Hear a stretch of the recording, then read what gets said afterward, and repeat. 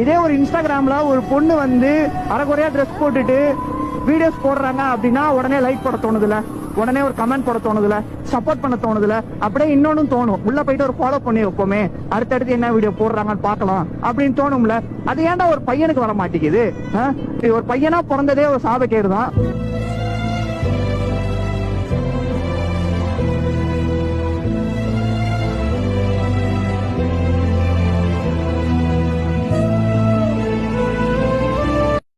நீல மீன் அழுதா கரைக்கொரு தகவலும் வருவதில்லை.